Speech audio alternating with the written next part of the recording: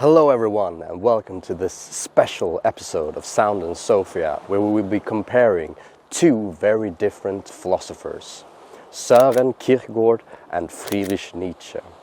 Before we begin, I'm curious, which one of these two do you prefer at the moment? I would like to see if I maybe can change your mind. In order for me to make this episode, I actually reviewed all my old episodes on the philosopher Søren Kierkegaard. And it made me a little bit appalled, really, because it made me realize of how much better I've become in making these episodes. Much like I discussed in the episode on the Wizard of Oz, peeking behind the curtain. But oh well, let's move on. On to today's subject, Kierkegaard versus Nietzsche. At first glance, they really do seem like complete opposites.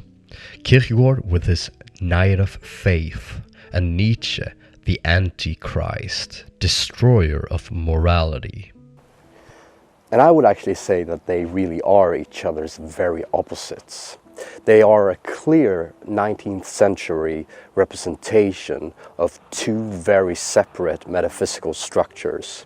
Nietzsche with these Dionysian metaphysics, and Kierkegaard with the Christian one. I think the easiest way to distinguish these two philosophers is their corresponding relationship towards the ancient Greek philosopher Socrates. So here comes a small blast from the past with a couple of quotes. We once again comes back to Socrates. For what was his ignorance if not but the united expression of love towards the student? What then should we call such a teacher who gives him the condition again and along with it the truth? Let us call him a savior, for he does indeed save the learner from unfreedom, saves him from himself. Let us call him a deliverer, for he does indeed deliver the person who had imprisoned himself, and no one is so dreadfully imprisoned, and no captivity is so impossible to break out of as that in which the individual holds himself captive.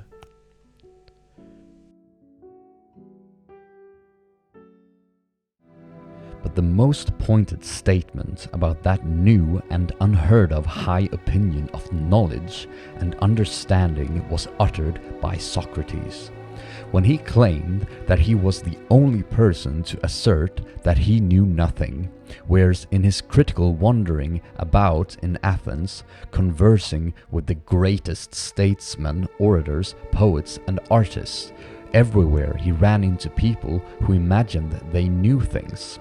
Astonished, he recognized that all these famous people in themselves had no correct and clear insight into their careers and carried out their work only instinctually, only from instinct.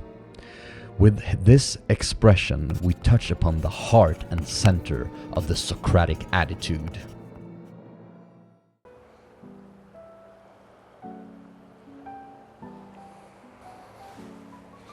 So here is really where Nietzsche and Kierkegaard split. Nietzsche hated Socrates, but Kierkegaard loved him. But I would still say that they probably have the same interpretation of Socrates, but with two very different conclusions. To Nietzsche, Socrates is the beginning of the Christian nihilistic philosophy that would rule the Western world for millennia. If you remember, Socrates asked ordinary Athenians questions in order to expose their ignorance, in order to accomplish some sort of truth, the truth that later would bring Christianity and science, truth about God and truth in science.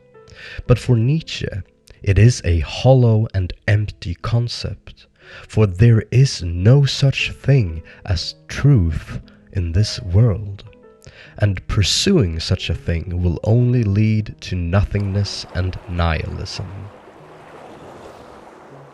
And here Kierkegaard would probably say something like, yes, you are correct, Herr Nietzsche, and that is the whole point, because we humans are not capable of reaching knowledge about God himself. But we still must have faith in him.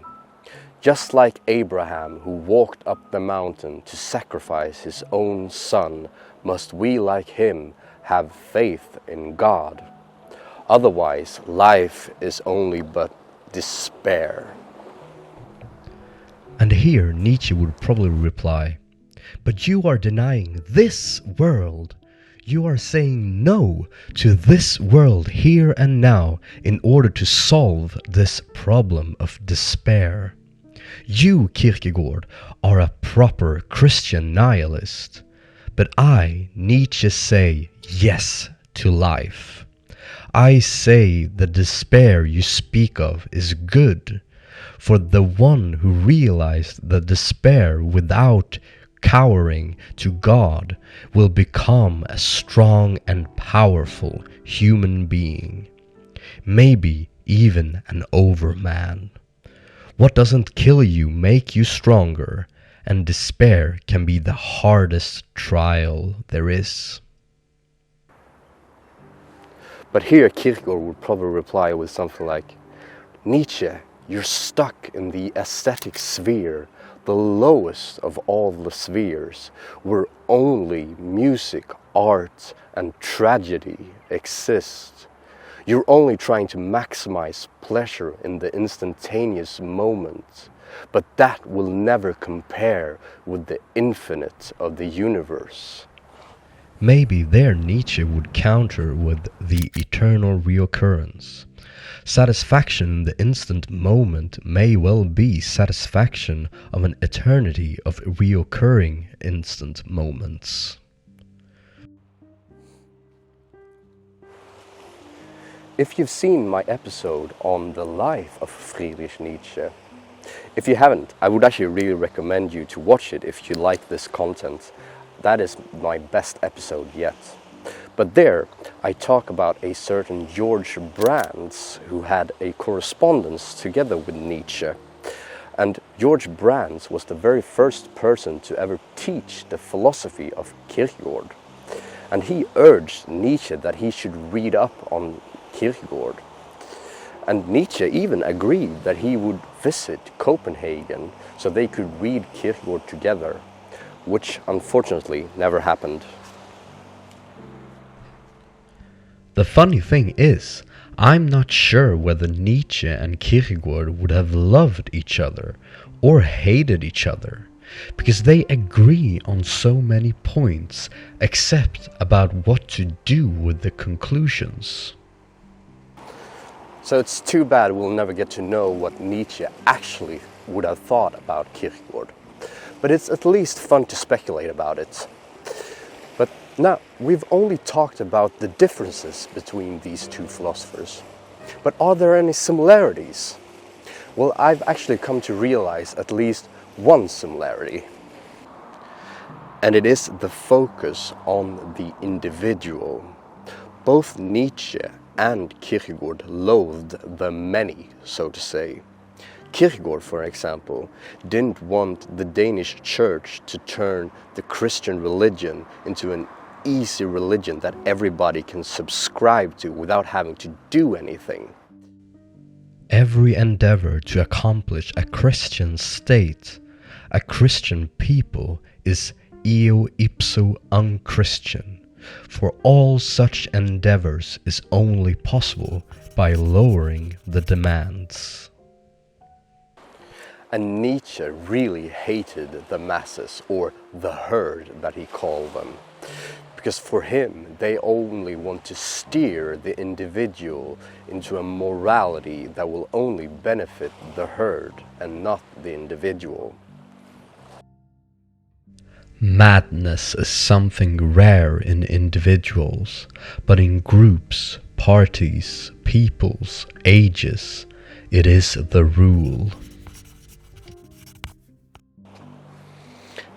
There you go, everyone. I'm curious, did I change your mind? Please leave a comment down below. And also, soon, very soon, I'm about to travel to France to record the René Descartes episodes. So you don't want to miss out on that one, so subscribe if that sounds interesting.